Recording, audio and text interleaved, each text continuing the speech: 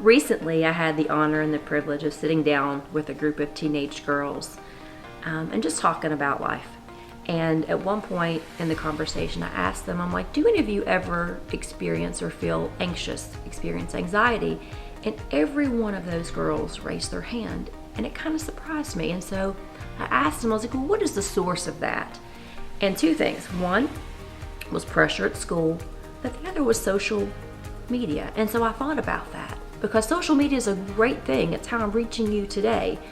But it is also a tool that the enemy can use to try to distort and attack your identity in Christ.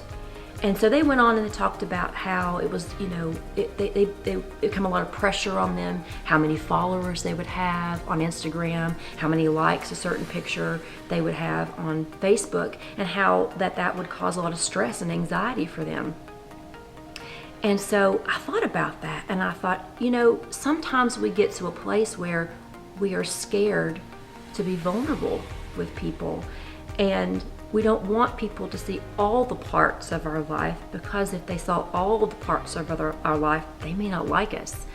And so we pick the cleanest parts of our house to display and the best angles and pictures of ourselves to show.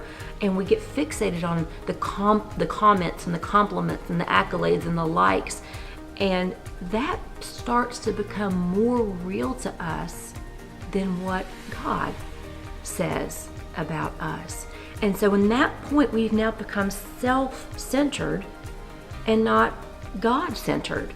We get to a place where, if we're not careful, where what you say about me is more important than what he says about me.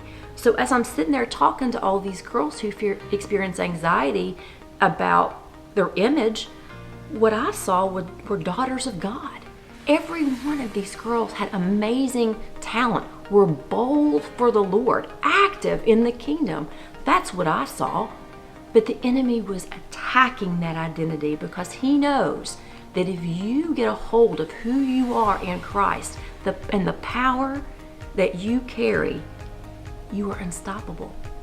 So that's why he uses these platforms sometimes to attack that identity and to get us off our square and unrooted in who we are in Christ. So I encourage you today, don't get yourself in a posturing where other people's comments, good or bad, determine your success or failure. He determines your success, your failure. He determines who you are in Christ.